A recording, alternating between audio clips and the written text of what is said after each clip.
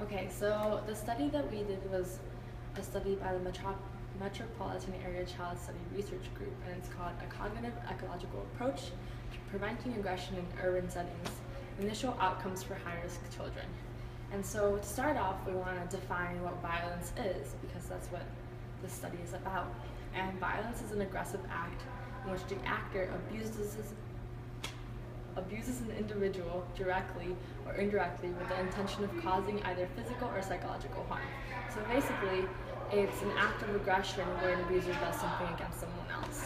So let's go talk to Vivi and Kathy about the study. Max in 2002 did a longitudinal quasi-experimental field study that aimed to research and investigate strategies for preventing aggressive and antisocial behavior in both an urban community and a city community. The purpose of the study ultimately was to evaluate the proximal effect on aggression and academic achievement of 3 levels of cognitive ecological preventional interventions that they conducted. Like mentioned, they did this in both the city of Chicago, and they did this in the city of Aurora. For these conditions, they had required to have a hypothesis, and they started the experiment by saying, the quasi-experiment by saying that the general enhancement classroom intervention that they were going to conduct would result in only an increase in academic achievement of high-risk children compared with the control group, but it would require additional factors, such as and outside community resources. The following conditions that they were conducting was for 16 schools who were randomly assigned one of these 4. It was either the no treatment control, where the children didn't receive treatment at all. Then there was the second condition, which was the general enhancement classroom program. The third condition, which was the general enhancement and a small group peer skills training, where the intervention would require both of them. And then there was a fourth condition, which was the general enhancement, small group peer training, and also the family intervention as a whole. The subjects that were used, again, it was 16 schools. They were both conditions of the urban and the city, had from the lower income neighborhoods of 2 Midwestern cities in Illinois. In Chicago, school report functioned and served communities when compared to Aurora. They had a lower attendance rate of 89% versus Aurora, which had a 94% of attendance rate. And also Chicago had a higher district high school dropout rate, 17% versus 13% in Aurora. They had higher mobility rates, 33% versus 28%. Communities normally had 60% lower income than Aurora, and high rates of poverty, crimes, and stressful events were most likely to occur in a Chicago area rather than Aurora. The schools in Chicago were also most likely to serve large, high-rise public housing in general, so which means that the resources they were available to at the end were less in Chicago than in Aurora. While Aurora still had high rates of poverty, they usually had a trending of females being the head of the household, and they also had crime in existence. Both these conditions, all 4 conditions were tested in both communities. So the results were that overall there were no effects of the program on levels of aggression, but there was an impact in some of the subgroups. For example, in the full program condition, there was less aggression, and high-risk students demonstrated higher levels of aggression. Students who had participated in the full program either early or late and came from low-risk schools showed less aggression compared to the control group.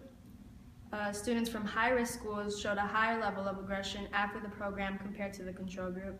And the study showed that early intervention is most effective if the full program is offered. And on page 185 it says, an analysis of the HLM effects within each community revealed that participants in Aurora who received the level C intervention benefited from the intervention, whereas Chicago schools did not. So to conclude, max interventions are effective in neighborhoods with higher resources. In this case was Aurora, rather than inner city communities such as Chicago. Interventions had some undesired effects in the low-resource communities because these schools may face greater problems and students may face different normative beliefs. Such factors should interfere less with improving learning in class. Such interventions can aid academic achievement even if it does not have a direct impact on antisocial behavior outside of the classroom. So this experiment used a specific strategy on ways of reducing violence, which was based on interventions. And so the reasoning for the strategy was because of aggression and youth violence, which obviously is going to be discussed later on in the study. And it has undergone to two important shifts, including the socio-cognitive underpinnings of aggression and the social information processing skills and the specific beliefs and cognitive scripts, as well as they saw an increase on the attempt to understand and influence of multiple contexts, so based on schools, peers, and families, and in the learning and continuation of aggression, including how such behavior is influenced by specific relationships and social interaction patterns in the context. And so the efforts of the change in children's connections and behaviors, they used a cognitive behavioral approach, which were only successful during the early elementary school years, which this was during the time that the study took place in 2002. And so it appears that young children are still developing an organized system of beliefs and social information processing skills, and they're reasonably malleable during the later elementary years of crystallization, and the process ensues with the emergence of more elaborate and stable knowledge structures, and these knowledge structures reflect both individual propensities and accumulated life experience across the different contexts that will be discussed later. And so the steps that they took, well, before that, I want to go more briefly in information what they did before. So there was an approach of preventative intervention, which is directed at modifying both individual social cognitive and contextual factors relevant to the learning of aggression. And the approach was called the cognitive ecological model, and it was all followed along with intervention conditions used. So, which it was all used in the experiment, and the conditions represented increases in the number of contexts, which involved and those received through cognitive ecological model, which was the main strategy. And so the steps taken were by testing the efficacy of multiple levels of intervention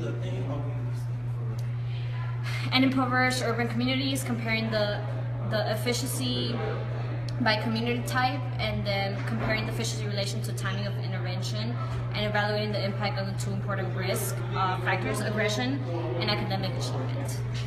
Okay, when assessing whether the intervention strategy would work at Ogden, the intervention strategy illustrated by the study, we can say that it's kind of essentially already implemented at Ogden. And the difference in the study is that they were mandatory, while at Ogden it is not. This affects the efficacy of the prevention strategy, because in the study, people who were forced to confront their specific issues were in these circles where they constantly had to confront these issues. However, at Ogden, people only resort to this method, the intervention method, when the situation is very dire, or if they have a particular relationship of trust with Miss Lang. Also, Ogden is very diverse, so people come from different cultures and from different socioeconomic statuses. And so this affects how people would react to an intervention, because people may get better or they may react in a more aggressive way, as demonstrated by the study. When drawing our own conclusions about the effectiveness of the strategy, one could say that it was only effective to some extent, because it only worked with people of higher resources, and in fact with populations of lower resources it had the adverse effect and made certain people more aggressive, certain groups. In an environment as diverse as Ogden, this would also be demonstrated, because it would have mixed results. You know, people come from different walks of life and different socioeconomic statuses, so the results of the study would be reflected in this way.